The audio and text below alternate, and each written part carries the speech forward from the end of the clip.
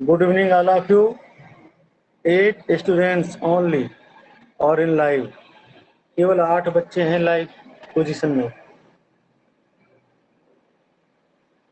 बहुत दुखद है. आपकी क्लास पता नहीं क्यों इतनी क्यूरियस नहीं है.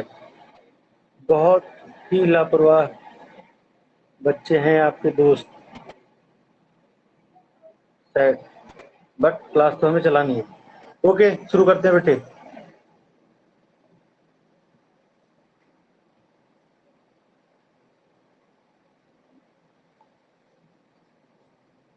पिछले दिन हम लोगों ने जो सीखा था वो हमने बात करा था मोशन के बारे में. We are talking about motion. Motion में हमने सबसे पहले रेस्ट सीखा था. मोशन सीखा. आफ्टर दैट डिस्टेंस के बारे में चर्चा करा.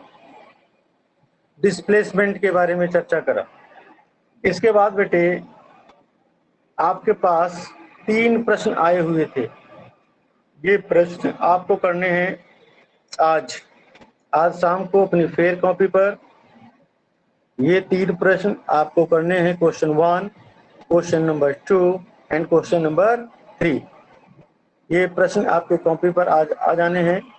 सॉल्यूशन मैंने इसका आपके जो स्टडी मटेरियल सेक्शन है बेटा उसमें मैंने अपलोड किया हुआ है, लेकिन एक बार पुनः समझ लें इसे.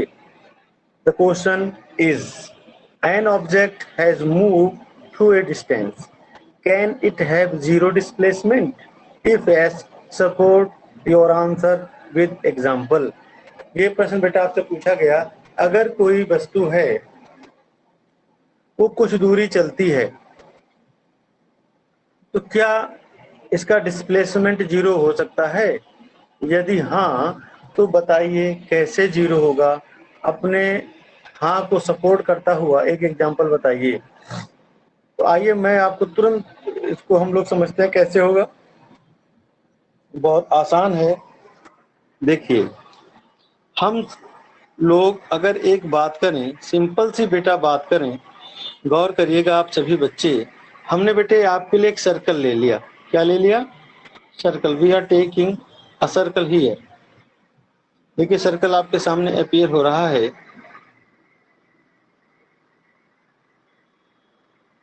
नजर आ गया बेटा सर्कल?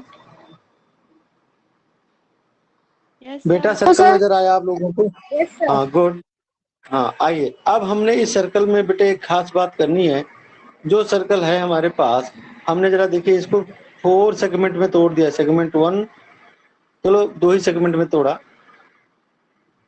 इसका हमने नामकरण कर दिया. Suppose this point is our A and this point is our B.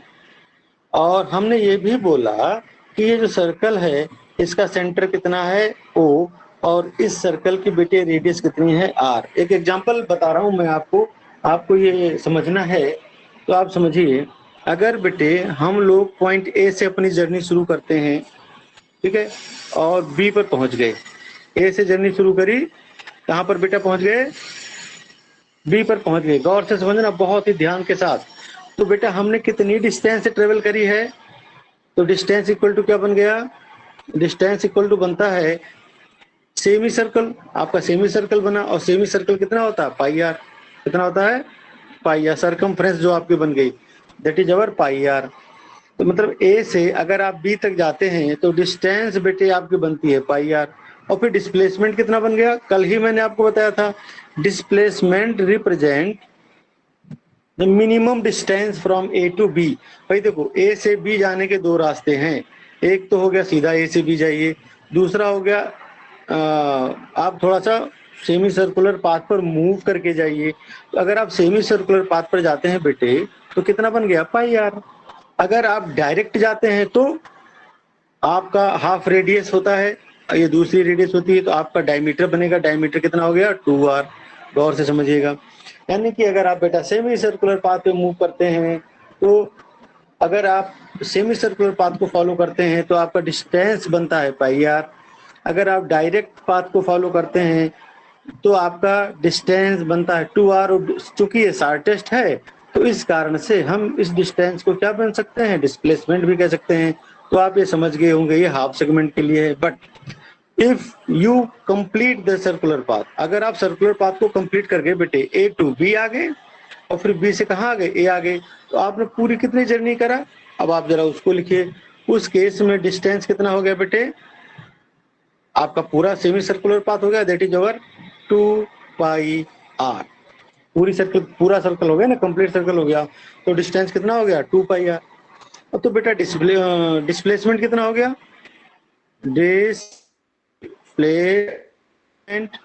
Displacement कितना हो गया, ये जरा देखते हैं। क्योंकि आप ए से ही चले थे ना, और फिर फाइनली कहां पर आ गए, ए पर आ गए, तो डिस्प्लेसमेंट क्या बन गया, final position minus initial position. Final position क्या है आपकी, ए। इनिशियल पोजीशन क्या थी, दैट इज आल्सो ए। ए में से ए घट गया एंड यू गॉट 0, यानी कि इतना चले भी और डिस्प्लेसमेंट क्या हो गई, 0 हो गई।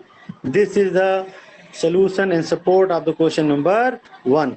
आई होप बेटा समझ में आपके आया होगा। बताइए आप सभी, समझ में आया या समझ में नहीं आया, टेल मी। जो क्लास के स्टूडेंट है बेटा बताइए, माइक अनम्यूट करिए और बताइए समझ में आ गया बेटा। Yes sir. केवल जिया ने बात करी है, बाकी के क्या बच्चे सो रहे हैं, जाग जाइए भाई, बताइए। एवरीवन अदर टेल मी, समझ में आ गया बेटे। जिया को छोड़कर बाकी के बच्चे बोले। अनालिका, हाँ आ गया बेटा। Yes sir. अरे बोलो भाई। हाँ good. Anyone else, Komal, good good. चलिए बेटे, now we are going to talking about question number 2। अब हम बात करेंगे क्वेश्चन नंबर 2 की। इसे मैं इरेज कर देता हूँ।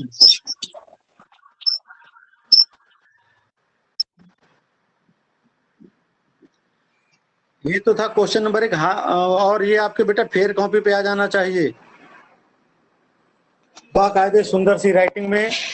ध्यान रखिएगा, हेडिंग हमेशा ब्लैक पेन से होना चाहिए, क्वेश्चन हमेशा ब्लैक पेन से करेंगे, जो आंसर आप राइट करेंगे बेटा वो ब्लू पेन से करेंगे, डायग्राम जो बनाएंगे वो पेंसिल से बनाएंगे। ध्यान से सुनिएगा, और जब मैं कॉपी चेक करूंगा तो इन सारी बातों का खास ध्यान रखिएगा। कॉपी ऐसे ही मत ला के रख देना सामने, बढ़िया सुंदर सी कवर कॉपी, कवर होना चाहिए। रेड कलर यूज कर सकते हैं आप कॉपी के कवर के लिए, सभी बच्चे साइंस के लिए, सभी बच्चे साइंस के लिए रेड कलर का कवर यूज करेंगे।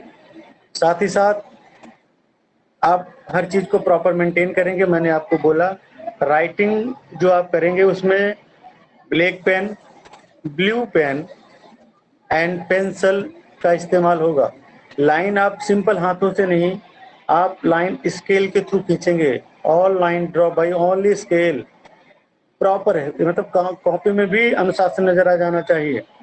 आइए बेटे, अब आप सेकंड पर आ जाइए। जो सेकंड प्रश्न है जरा इसकी चर्चा करते हैं।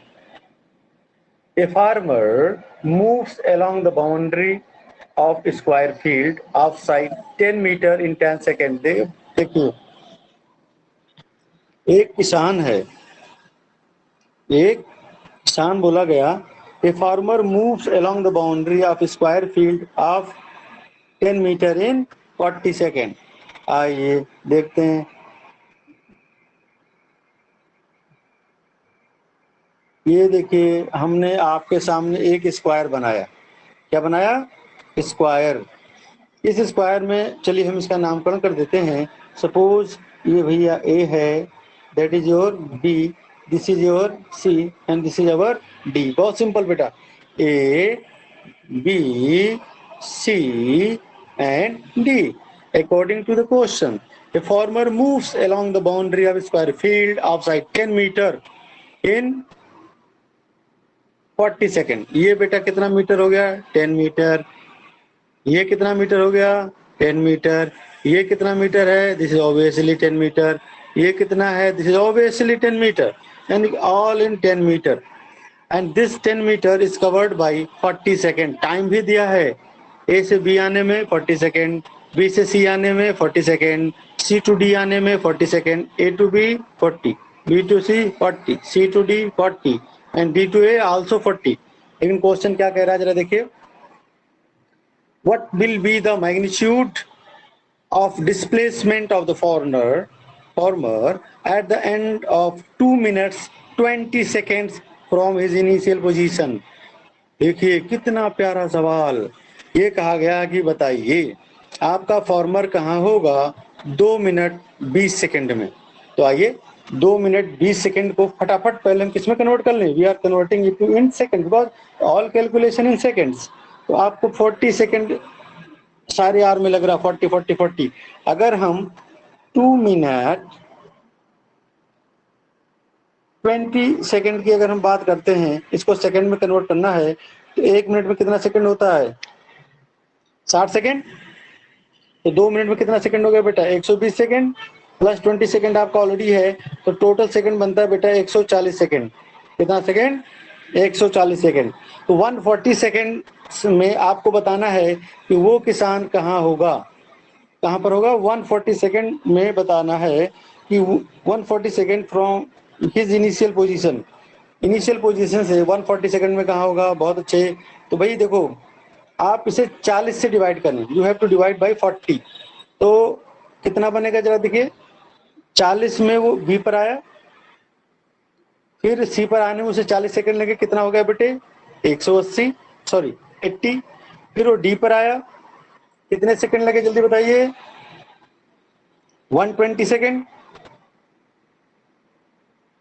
फिर वो कहां पर आ गया ए पर आ गया।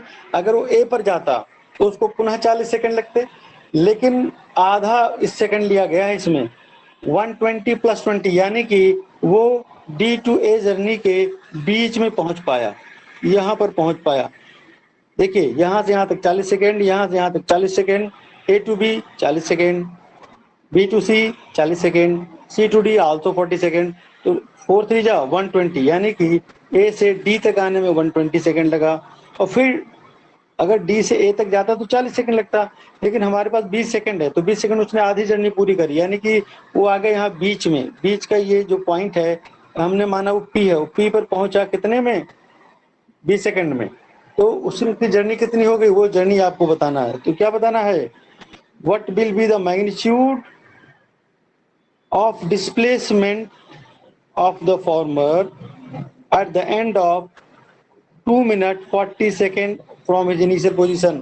आपको बेटा डिस्प्लेसमेंट बताना है। क्या बताना है, डिस्प्लेसमेंट बताना है ना, जल्दी बोलिए। Yes sir. हाँ तो डिस्प्लेसमेंट बेटा आप भली भांति जानते हो क्या होता है, फाइनल माइनस इनिशियल। तो आप जरा यहां से देखो, यहां से यहां तक की दूरी कितनी है बताइए जल्दी, यहां से यहां तक की दूरी। वो ए से चला बी पर पहुंचा, मैंने ये लाइन ड्रॉ करी। तो ये जो लाइन मैंने ड्रॉ करी इसको मैं कलर बदल देता हूं जिससे आपको नजर आ जाए। मैं इसको दिखा देता हूं ब्लैक कलर से। ये जो लाइन देखते हैं ना, ये ब्लैक कलर नजर आ गया ना, ये line, this is your displacement, ये आपकी डिस्प्लेसमेंट है। अगर हम डिस्टेंस की बेटा बात करते तो ये डिस्टेंस है जो आपकी ब्लैक लाइन में दिख रही है। तो अगर डिस्टेंस होता बेटा ना, अगर डिस्टेंस से ये सवाल पूछता तो डिस्टेंस बनता है 10 metre A to B, B to C फिर 10 मीटर यानी कि 20 मीटर, फिर सी टू डी 10 मीटर यानी कि 30 मीटर हो गया। फिर ये आपका कितना हो जाता है 5 मीटर, और ये भी ऊपर कितना है 5 मीटर। तो डिस्टेंस आपका बेटा टोटल बनता कितना उसकी जर्नी में 10 10 10 प्लस 5, तो कितना हो जाता 35 मीटर। 35। लेकिन आपसे इस सवाल में पूछा गया, हाँ वेरी गुड। फिर लेकिन इस सवाल में पूछा गया कि बताइए डिस्प्लेसमेंट कितना होगा। तो डिस्प्लेसमेंट कितना हुआ from A to P, that is your 5 metre only.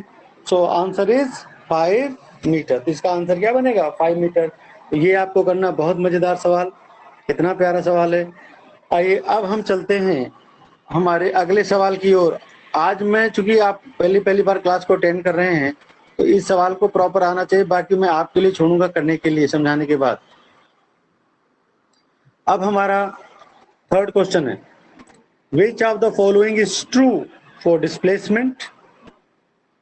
Displacement के लिए क्या सही है? It can not be zero. क्या डिस्प्लेसमेंट जीरो नहीं हो सकता बेटे? ये ट्रू है या नहीं? जल्दी बताओ बेटा, क्या डिस्प्लेसमेंट जीरो हो सकता है? अभी अभी मैंने आपको बताया, सवाल भी लगा के बताया, बताइए। No sir. हो सकता है बेटा, अभी अभी मैंने आपको सर्कल का एग्जांपल दिया था। जो अभी क्वेश्चन नंबर 1 में मैंने समझा था, वो मैंने सर्कल में आपको दिखाया था कि सर्कुलर पाथ एक ऐसा पाथ है कि हम जहां से चलेंगे वहीं पहुंच जाते हैं। तो डिस्टेंस तो बनता है 2πr, बट डिस्प्लेसमेंट क्या हो जाती है? जीरो। तो डिस्प्लेसमेंट में भी जीरो, डिस्प्लेसमेंट जीरो हो सकता है। It means it can not be zero, ये गलत है। इट में भी जीरो, ये जीरो हो सकता है। अगला सेकंड क्या है? सेकंड क्या है बेटे? Its magnitude is greater than distance travelled by the object. क्या इसका जो मैग्नीट्यूड है वो डिस्टेंस से ज्यादा हो सकता है डिस्प्लेसमेंट का? डिस्टेंस अभी मैंने आपको बताया, डिस्टेंस डिस्प्लेसमेंट हो सकता है, लेकिन डिस्प्लेसमेंट डिस्टेंस नहीं हो सकता। यानी कि डिस्प्लेसमेंट हमेशा छोटा रहेगा और डिस्टेंस बराबर भी हो सकता है और डिस्टेंस ज्यादा भी हो सकता है डिस्प्लेसमेंट से। अभी अभी हमने इन सारी चीजों को समझा है। इट मीन्स, तो इसमें ट्रू एंड फॉल्स क्या है? It can not be zero, displacement zero नहीं हो सकता, ये गलत है। यानी कि पहला ए आपका रॉन्ग हो गया, फॉल्स है। Its magnitude is greater than distance travelled by the object. इसका जो मैग्नीट्यूड होता है वो डिस्टेंस, ये यानी कि दोनों फॉल्स हैं एक प्रकार से देखे जाए तो। ये बेटा 3 प्रश्न थे जो मैंने आपको कराए।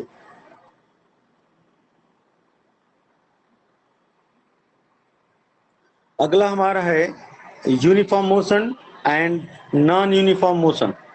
यूनिफॉर्म मोशन की हम बात करेंगे और नॉन यूनिफॉर्म मोशन की बात करेंगे। आइए देखते हैं uniform motion and non uniform motion 8.1.2। Focus करें सभी बच्चे। कुछ मोशन ऐसे होते हैं जो यूनिफॉर्म होते हैं। यूनिफॉर्म का अर्थ होता है एक समान, एक जैसा। नॉन यूनिफॉर्म का मतलब होता है एक जैसा नहीं। यानी कि if any object travel equal distance in equal time of interval, that is said to be uniform motion. And if any object travel equal distances in unequal time of interval, that is said to be non-uniform motion। इस बात को समझने के लिए आइए हम लोग एक एग्जांपल से समझते हैं। देखो बेटे, जैसे हमको पॉइंट ए से हम चल रहे हैं, पॉइंट बी पर पहुंचे, पॉइंट बी से चले पॉइंट सी पर पहुंचे, पॉइंट सी से चले पॉइंट डी पर पहुंचे। हमने माना कि ए से बी तक की दूरी हमने माना 5 किलोमीटर है, ये भी हमने माना 5 किलोमीटर है, ये भी हमने माना 5 किलोमीटर है। ठीक है, सबको हमने 5 ले लिया। Kilometre kilometre kilometre. और ए से बी तक जाने में माना कि हमने 5 मिनट लगा। How many minutes? Suppose 5 minutes. B से सी जाने में 5 मिनट्स, सी टू डी जाने में आल्सो 5 मिनट्स। तो आप जरा देखिए, ए से B 5 kilometre 5 minute, B to C 5 kilometre 5 minute, C to D 5 kilometre 5 minute. It means you travel equal distance 5 kilometer 5 kilometer 5 kilometer in equal time of interval 5 minute 5 minute 5 minute। so you can say your motion is uniform। आपका motion क्या है? Uniform है, एक समान है। जैसे motorcycle है, उस पर हम चल रहे हैं, उसका एक्सेलरेटर मैंने फिक्स कर दिया, सपोज 60 पे फिक्स कर दिया। 60 पे मोटरसाइकिल दौड़ती हुई भागती हुई जा रही काफी देर तक, तो आपकी मोटरसाइकिल की स्पीड कैसी है? यूनिफॉर्म, एक समान है, ना घट रही है और ना बढ़ रही है। That is uniform speeds. But बढ़ नहीं रही बेटे, अगर फिक्स कर दिया तो ना घट रही है ना बढ़ रही है, एक समान चल रही है। लेकिन अगर हम इसमें थोड़ा सा चेंज मेड कर दें, कैसे चेंज मेड कर दें? आइए आपके सामने चेंज मेड करके दिखाता हूं मैं। यदि सिचुएशन वही है, ए बी सी डी, हमने बोला ए टू बी सपोज 5 किलोमीटर है, बी टू सी की जर्नी माना कि 10 किलोमीटर है, या 5 किलोमीटर ही ले लो, सबके 5 ले लेते हैं, सबके 5 किलोमीटर हो गए, माना A B C, A B C D, all 5 kilometre, all 5 kilometre suppose, सभी 5 किलोमीटर हैं, और ए से बी तक जाने में माना कि आपने 5 मिनट लिए, फिर यहाँ किन्हीं कारणों से आपने 10 मिनट ले लिए, फिर यहाँ किन्हीं कारणों से आपने 4 मिनट लिए, यानी कि पहली जर्नी 5 मिनट में कंप्लीट करी आपने। बी से सी तक जो दूसरी जर्नी थी 5 किलोमीटर की, वो आपने 10 मिनट में कवर करी, और अगली जर्नी जो सी टू डी थी वो आपने 4 मिनट में कैलकुलेट करी। तो आप जरा देखिए आपकी जो जर्नी है वो कैसी है, इक्वल डिस्टेंसेस को अनइक्वल टाइम इंटरवल में, इक्वल डिस्टेंसेस को अनइक्वल टाइम इंटरवल में कवर कर रही है। तो ऐसी जो डिस्टेंस है बेटा, ऐसा जो मोशन है उसे हम बोलेंगे non uniform motion. It means if any object moving in straight line and travel equal distances in unequal time of interval, such type of motion is said to be non-uniform motion. ऐसे motion को हम बोलेंगे non uniform motion. समझ में आ गया बेटा? Yes, sir. हाँ, very good. अब हम अगर अगले पेज पर चलें और देखें अगले पेज का क्या सीन है। आपका आज का टास्क क्लियर हो गया होगा। आज आपको करना है 3 न्यूमेरिकल्स, और उसके बाद क्या करना है आपको, यूनिफॉर्म नॉन यूनिफॉर्म मोशन के बारे में आपको जानकारी प्राप्त हो गई है, और इसको भी पूरा करना है। अभी हम लाइव आ रहे हैं। आप बताइए, जो 10 बच्चे मात्र जुड़े हुए हैं, मुझे दुख होता है बार बार ये देखकर, बहुत कम बच्चे जुड़ रहे हैं। अभी तक हम लोगों ने जो बेटा पढ़ा, किसी बच्चे को कोई अगर डाउट है तो क्वेश्चन पूछ सकता है। आप लाइव क्लास में बैठे हुए हैं, you can ask any question related to the topic. Manalika, Manisha, बेटा अगर कोई डाउट है तो पूछिए, अदरवाइज हम आगे बढ़ते हैं। जिया, No, sir, कोई डाउट नहीं है। गुड बेटा। भावना, भावना अलर्ट मोड में बैठा करें बेटे। हाँ, कोई दिक्कत है बेटे, कोई डाउट है आपको? Yes Bhavna, tell me. No, sir, कोई डाउट ओके ओके बेटा, okay, very good. Devyani, Devyani को कोई दिक्कत? आइए फिर हम थोड़ा सा आगे बढ़ जाते हैं, ये पॉइंट और कवर कर लेते हैं जिससे कि चीजें बढ़िया चलती रहें, क्योंकि अगली क्लास में फिर अभी कई दिन बाद हम मिलेंगे।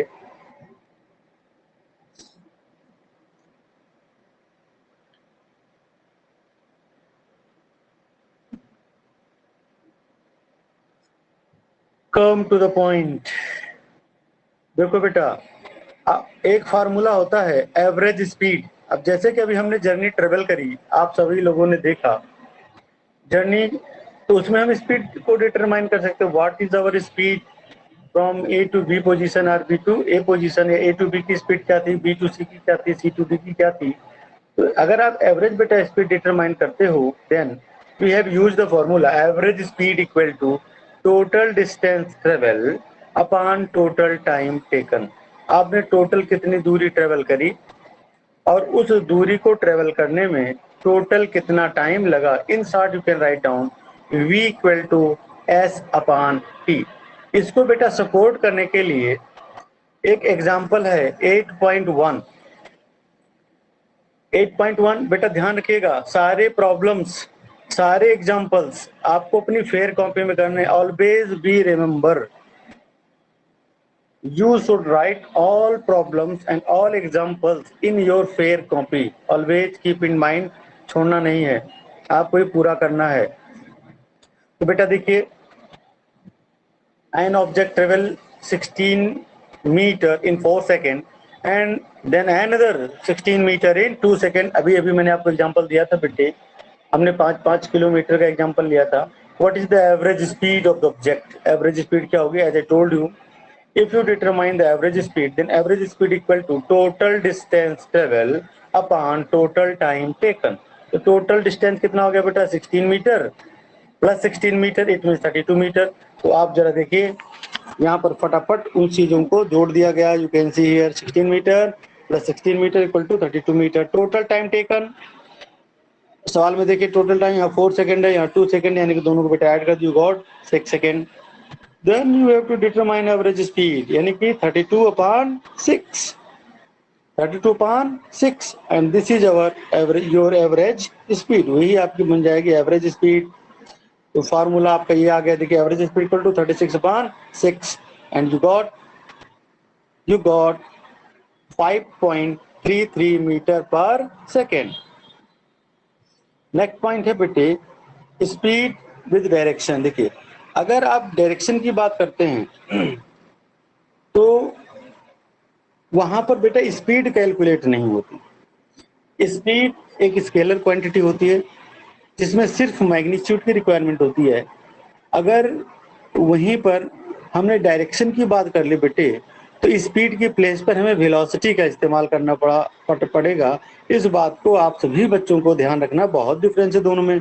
Speed is a scalar quantity, always keep in mind. Velocity is a vector quantity, always keep in mind. दोनों में डिफरेंस है। तो ऐसी सूरत में आइए, अगर हमें डायरेक्शन भी दिया गया है देन तब हम वेलोसिटी निकालेंगे। तो एवरेज वेलोसिटी बेटा निकालने का तरीका बहुत आसान है। You can find out average velocity. The formula of average velocity is initial velocity plus final velocity divided by 2. Initial velocity plus final velocity divided by 2.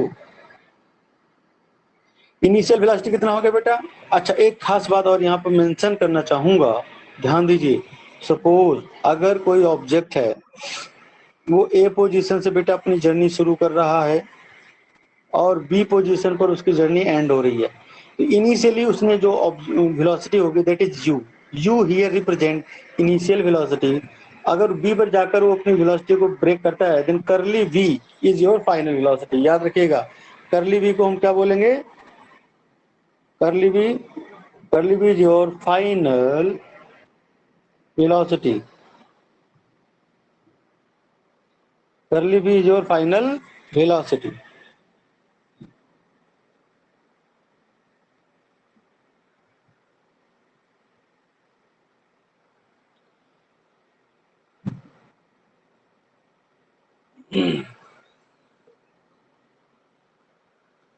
Then average velocity is, add कर दीजिए बेटा, u plus v divided by 2 and this is our relation. You can see the relation here, average velocity equal to u plus v by 2। और कमाल की बात यह है कि स्पीड का जो एसआई यूनिट है वो है मीटर पर सेकेंड। सेम इसकी भी वही यूनिट है, वेलोसिटी की भी मीटर पर सेकेंड, यानी कि दोनों की यूनिट एक समान होती है, चाहे स्पीड हो चाहे वेलोसिटी हो। अंतर सिर्फ डायरेक्शन का है। तो आज आपको काम बेटा समझ में आ गया होगा। सारी तीन प्रॉब्लम शो करनी है और ये दोनों एग्जांपल्स हो गए आपके। एग्जांपल नंबर 8.1 और बेटा ये आपका अगला जो भी एग्जांपल है वो भी आपको ही करना है।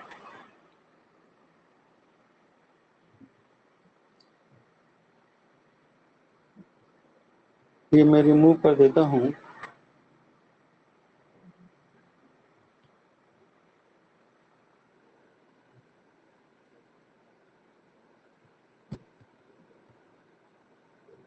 हाँ, तो आज का बेटा होमवर्क एक बार आप ध्यान से सुनिए, लेक्चर अब एंड करेंगे।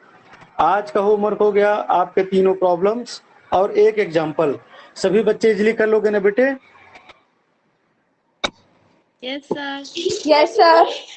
Yes sir. हाँ, कोई दिक्कत नहीं आएगी ना? सब इजी है। सिर्फ और सिर्फ आज का टास्क, हाँ, 3 प्रॉब्लम और एक example. Example number 8.1 and all 3 problem in your fair copy. ठीक है ना बेटा? ओके, फिर रखते हैं हम। Bye bye everyone.